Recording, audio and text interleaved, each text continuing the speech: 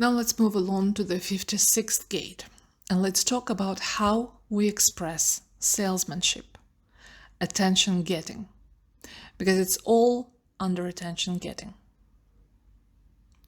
I mean, this is still throat.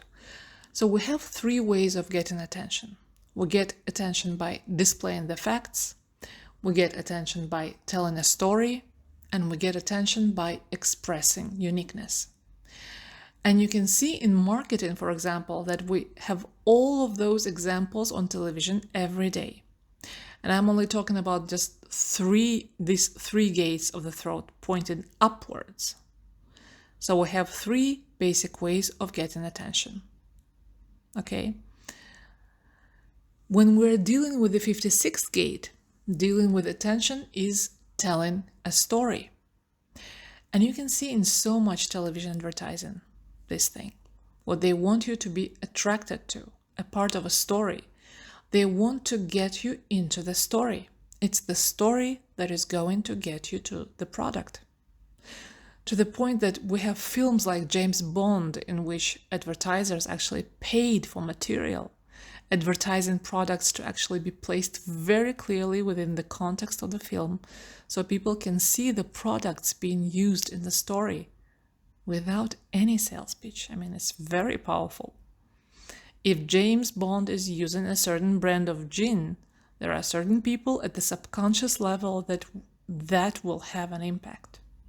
It will get some attention for that product.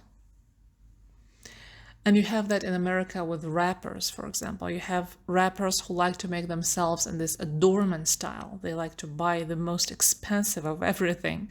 And they have become incredible spokespeople for the most outrageously priced items. When you see these items and they are wearing them in their music videos, you see it on MTV. I mean, they are driving a Humvee and they are wearing a fur coat and they've got that specific scotch in their hand. And everybody sees it. And people want to have the same thing. It is very powerful in the telling of the story. Stability through movement.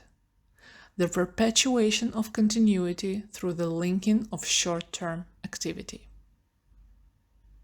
This is in this gate. And telling stories is about alienation, which is the third line here. It is on eliminating alienation. You don't want people to be on the outside. You want to bring them in. You want to make them self-sufficient. And this can often prove overbearing. This is one of the things about the sales pitch, particularly the story sales pitch. Let me tell you how this works. We have a lot of them calling us on the phone trying to sell some story. I mean, in Russia in particular, it's the banks, different services, and con artists. Oh my God, they've been the most creative. The drive to control and be the focus of expression, and the drive to control and focus others to that. It is here in the third line. So storytellers are great. These are pitch people, abstract pitch people. And what they are going to say is, look, this refrigerator is incredible. My mother used to have this other model and we always had a problem with it.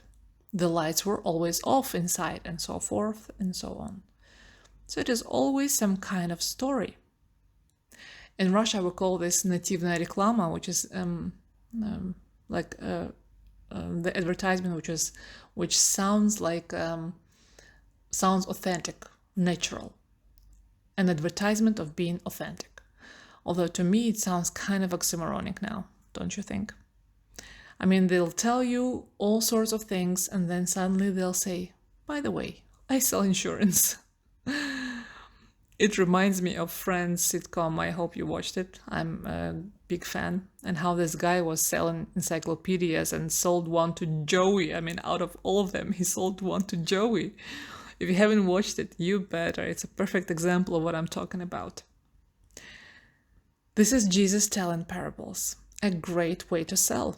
You tell a parable. You don't wag your finger at him and say, don't be stupid, fox. It would not work. So you tell this parable to them about fish and sheep, and all these people are sitting there and they're going along for the story, and then the guy shuts up and they are sitting there and saying, What was that about? He got our attention, but we don't understand. And then there's somebody saying, well, he was telling you that you should really be a better person. So it's one way of selling. You know how many gurus are sitting and doing the same thing?